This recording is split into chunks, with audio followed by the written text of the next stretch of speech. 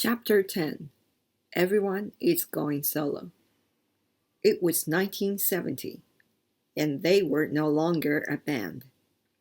But they were still musicians and still famous. Paul wanted to spend time with his family. He and his wife, Linda, whom he married in 1969, bought a farm in Scotland. They had 3 children. One daughter, Stella, grew up to be a famous fashion designer. Paul also made a solo album called McCartney. He played every instrument himself, including guitar, drums, and piano. Soon he started another band called Wings and played concerts again, which he had always loved. Paul taught Linda, who was a photographer, how to play the keyboard for his band. That way, they would never have to be apart. George and Ringo were also busy making music. Paul and John had always been the lead songwriters in the Beatles.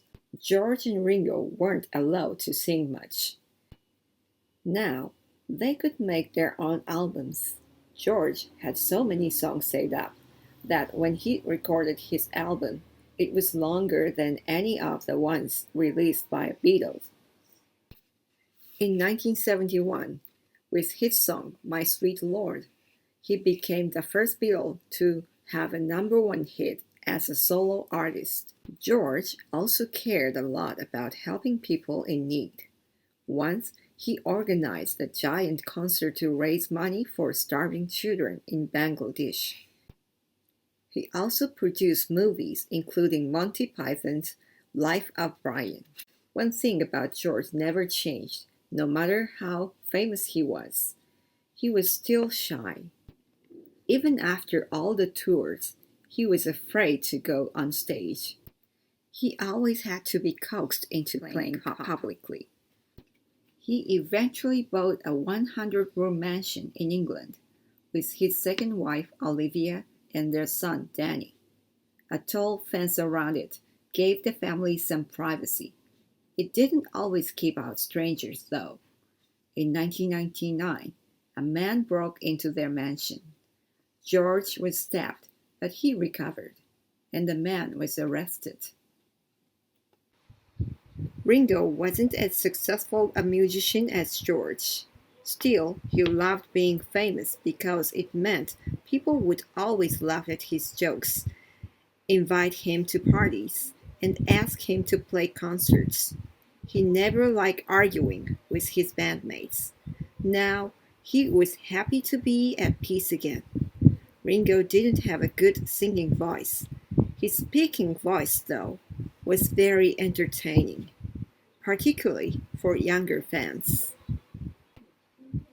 Ringo narrated a popular children's television show, Thomas the Tank Engine, and played Mr. Conductor.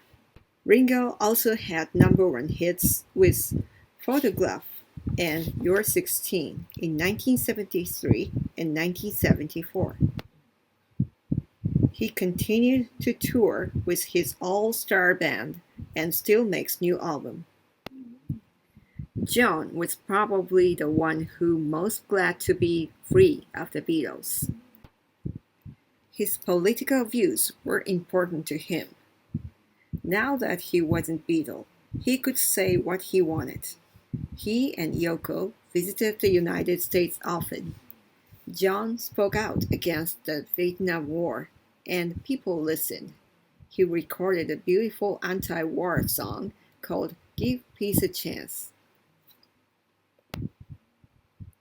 He and Yoko held many protests where they explained why they thought the war should end.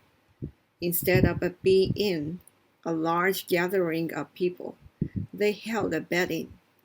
They wore pajamas and stayed in bed for 8 days as a protest. John and Yoko also rented big billboards that said, "War is over, if you want it." The American government wasn't happy about this. One senator from South Carolina Strong Thurmond wanted John kicked out of the country.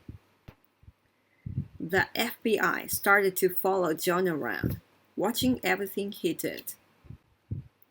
Did John run back to England? No.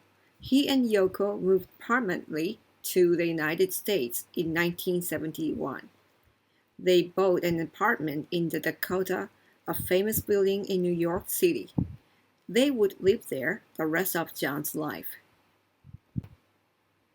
So as John, Paul, George, and Ringo lived their lives apart from one another, one big question remained. When would the Beatles get back together? Never, was the answer, John said. Some of them did work together, but never all four at the same time. George played with John and Ringo on their albums. Ringo played on John's, on Paul's, and on George's album. Paul played on George's and on Ringo's albums. And John played on George's and on Ringo's albums. Why didn't the group ever have a reunion? Mainly because John and Paul were too mad at each other. In fact, after the Beatles broke up, John and Paul said hurtful things about each other in public. John even made fun of Paul's new music in the song How Do You Sleep? In 1972, 2 years after the breakup, John and Paul started talking again. And there was one night that they almost performed. It was in 1975, on a Saturday night, when Paul happened to be in New York City. He went over to John's apartment, and they watched some TV. The comedy show Saturday Night Live was on. Strangely, that night, the show's producers offered to pay the Beatles $1,000 each if they would reunite for the program. It was a joke. People in the audience laughed because the Beatles had already been offered more than $1 million to play together again. Paul and John thought it would be funny to show up at the television studio and surprise everyone. In the end, they stayed in John's apartment, but fans still talk about what would have been like had they sung together one more time.